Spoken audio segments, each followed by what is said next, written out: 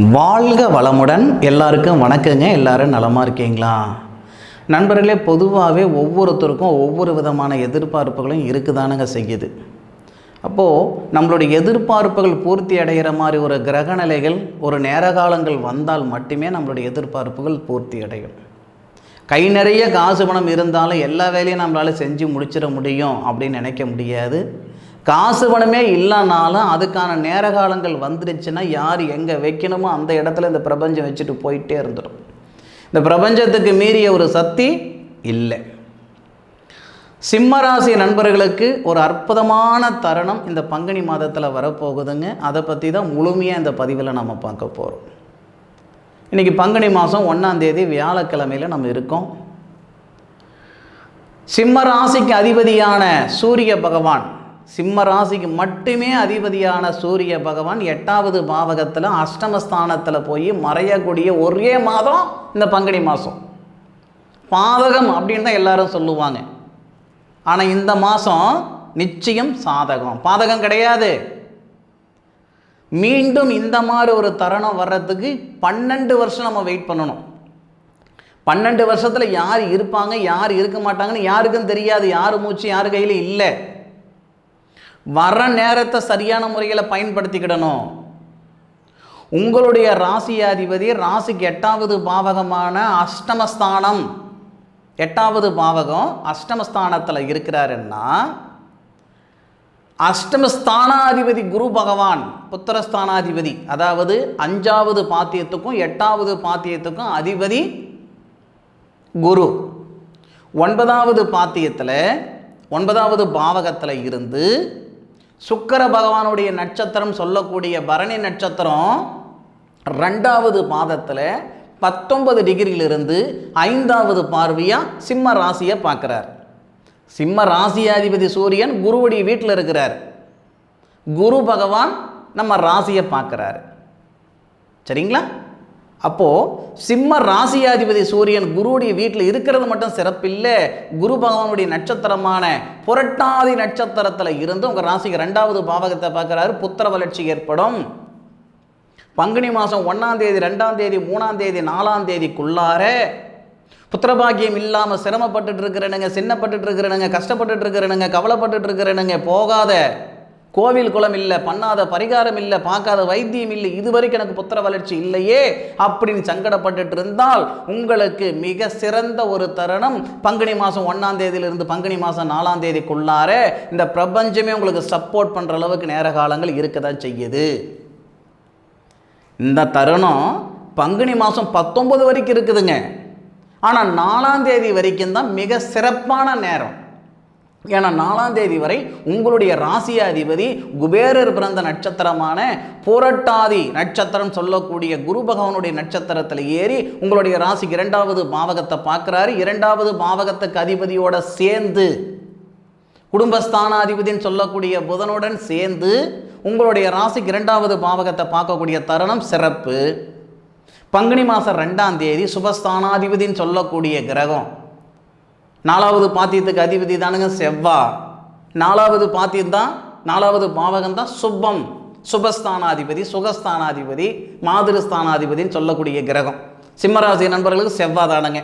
அவ செவ்வாய் பங்குனி மாதம் 2ஆம் தேதி திருமண ஸ்தானாதிபதின்னு சொல்லக்கூடிய கிரகம் சனி. சிம்மராசிக்கு திருமண ஸ்தானாதிபதி சனி தானுங்க. திருமண காரகன் சுக்கிரன். சுபஸ்தானாதிபதின்னு சொல்லக்கூடிய செவ்வாய் திருமண காரகனுடனும் திருமண ஸ்தானாதிபதியுடனும் சேர்ந்து 7வது பார்வையாக உங்கள் ராசியை பார்க்குறாங்க. சுபஸ்தானாதிபதி, திருமண ஸ்தானாதிபதி, திருமண காரகன் செவ்வாய் சனி சுக்கிரனுங்க. ஏன் உங்களுக்கு குழப்பம்? சுக்கிரன் யாருன்னா தொழில் ஸ்தானாதிபதி. சிம்மராசி நண்பர்களுக்கு தொழில் ஸ்தானாதிபதி, தொழில் காரகன் யாருன்னா சனி. திருமண காரகன் யாருன்னா சுக்கிரன். திருமண ஸ்தானாதிபதி யாருன்னா சனி. அப்படியே மாறி வருது பாருங்க. சனிக்கு 2 போஸ்டிங். சிம்மராசி நண்பர்களுக்கு சனிக்கு 2 பதவி.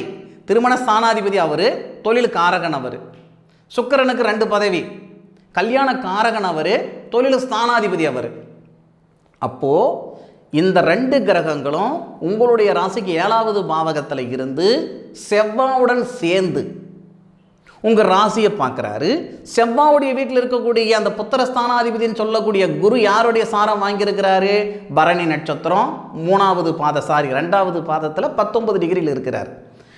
குருவுக்கு தேவகுருன்னு சொல்லக்கூடிய குரு பகவானுக்கு புத்திரஸ்தானாதிபதிக்கு நட்சத்திரம் கொடுத்தவர் அசுரகுரு. அப்போ அசுரகுருன்னு சொல்லக்கூடிய சுக்கிரன் உங்கள் ராசியை பார்க்குறாரு, குரு பகவானுக்கு நட்சத்திரம் கொடுக்குறாரு. அப்போது திருமணத்தில் இருக்கிற தடைகள் நீங்கும், திருமணமாகி பிரிஞ்சு போனவங்க ஒன்று சேருவாங்க, புத்திர வளர்ச்சி ஏற்படும், முக்கியமாக பொருளாதாரத்தில் இருக்கிற சங்கடம் சரியாகும்.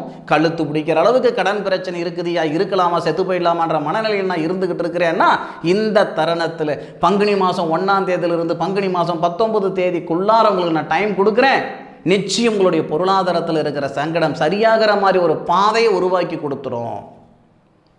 19 நாளில் நம்ம பொருளாதார பிரச்சனைலாம் நீங்கிடாதுங்க. அதெல்லாம் சும்மா ஏமாத்துற வேலை. நானும் இல்லை, எந்த கொம்பன் சொன்னாலும் நம்பாதீங்க. ஒரு பாதை கிடைச்சிருச்சு, வேலை இல்லாமல் இருக்கிறேனுங்க, ஒரு வேலை கிடைச்சிருச்சு, வேலை இருந்தால் சம்பாதனை வந்துடும், சம்பாதனை வந்தால் கடனை கட்டி விடுவேன், காசு பணம் இருக்குது கடனை கட்ட மாட்டேன் அப்படின்ற ஒரு மனநிலை யாருக்குமே கிடையாது. சிம்மராசி நண்பர்கள் பொதுவாக மற்றவங்களுடைய வாழ்வாதாரத்துக்கு தான் காரணமாக இருப்பீங்களே தவிர யாருடைய அழிவுக்கு சத்தியமான காரணமாக இருக்க மாட்டீங்க. அப்பேற்பட்ட உங்களுக்கு இந்த பிரபஞ்சம் கொடுக்கக்கூடிய அற்புதமான தருணம் இந்த தருணம். இந்த தருணத்தில் உழைப்பு நல்லா இருக்கும், உழைப்புக்கு தகுந்த உயர்வு இருக்கும். ஒரு சில சாதகமான ஒரு சூழ்நிலைகள் வர்றதால பொருளாதாரத்தில் இருக்கிற சங்கடங்களை சரி பண்ணிக்கிறதுக்கான ஒரு தருணத்தை இந்த பிரபஞ்சம் கொடுக்க போகுது. அனுபவிச்சுக்கோங்க, பயன்படுத்திக்கோங்க. அனுபவிச்சுக்கோன்றது அப்புறம் பயன்படுத்திக்கோங்க. காத்தடிக்கும் போது தான் தூத்திக்கிட முடியும், வயசு இருக்கும்போது தான் வாழ்ந்துக்கிட முடியும். வாழணும்னு நினச்சிங்கன்னா இந்த தருணத்தை சரியான முறையில் பயன்படுத்திக்கிடுங்க. இந்த தருணம் எத்தனை நாள் வரைக்கும்னு கேட்டிங்கன்னா பங்குனி மாதம் 1ஆம் தேதியிலிருந்து பங்குனி மாதம் 19 தேதி வரை. 19 தேதிக்கு மேற்கொண்டு நல்லா இருக்காதா? நல்லா இருக்காது. ஏன்னா தனஸ்தானம் லாபஸ்தானம் அப்படின்னு சொல்லக்கூடிய கிரகம் புதன் 8வது பாவகத்தில் மறைஞ்சிருக்கிறார், நீட்சம் அடைகிறாரு, சூரிய பகவானோட சேர்ந்து அஸ்தமனம் அடைகிறார். அதன் பிறகு நமக்கு கொஞ்சம் சங்கடமாக தான் இருக்கும். முன்னுக்கு வரக்கூடிய தருணத்தை சரியான முறையில் பயன்படுத்திக்கோங்க இந்த சிம்மராசி நண்பர்கள். நான் தனியாக தொழில் தொடங்குறேன் செய்யுங்க. நீங்கள் எங்கிட்ட கொண்டு போய் விட்டாலும் யாருக்கிட்ட போய் வேலை செஞ்சாலும் தனியாக வேலை செய்கிற மாதிரி ஒரு திருப்தி உங்களுக்கு கிடைக்காது. தனியாக தொழில் தொடங்கணும்னு நினைக்கிறீங்களா? பங்குனி மாதம் 1ஆம் தேதியிலிருந்து பங்குனி மாதம் 19 தேதிக்குள்ளார நீங்கள் தொடங்குங்க. இங்கே தொழில் ஸ்தானாதிபதினு சொல்லக்கூடிய கிரகம் சுக்கிரன், சுக்கிரனுடைய பார்வை வாங்குறீங்க, குரு பகவானுடைய பார்வை வாங்குறீங்க. உங்கள் ராசியாதிபதினு சொல்லக்கூடிய சூரியன் புதனுடன் சேர்ந்து உங்கள் ராசிக்கு 2வது பாவக தனஸ்தானத்தை பார்க்குறாரு. இதை விட ஒரு நல்ல நேரம் வரணுமா? உங்களெல்லாம் கையை பிடிச்சி கூட்டிகிட்டு போகணும்னு அவசியம் இல்லவே இல்லை. ஒருத்தர் வருவார், நம்மளை கையை பிடிச்சி கூட்டிகிட்டு போவார், சத்தியமாக நினைக்க மாட்டீங்க. கை காட்டினா போதுமானது, இதுதான் பாதை, இந்த பாதையில் போயா நான் பொழைச்சிக்கிடுவேன். நிச்சயமாக நல்ல விதமாக இருப்பீங்க. இந்த தருணம் 19 நாள் பயன்படுத்திக்கோங்க. உங்களுடைய வாழ்க்கையை மாற்றுமோ இல்லையோ உங்களுடைய வாழ்வாதாரத்தை மாற்றும் இந்த தருணம், இந்த நேரம். வாழ்வாதாரத்தில் மாற்றங்கள் வரணும்னு நினைக்கிற நண்பர்கள் இந்த தருணத்தை பயன்படுத்திக்கோங்க. ஏற்கனவே நம்ம சிம்மராசி நண்பர்களுக்கு பங்குனி மாத பலன்கள் நம்மளுடைய பதிவில் கொடுத்துருக்கோம். ஆனாலும் ஸ்பெசிஃபிக்காக ஏன் இந்த தருணத்தை நான் கொடுக்குறேன்னா உண்மையிலே அருமையான தருணம், அற்புதமான தருணம், பயன்படுத்திக்கோங்க.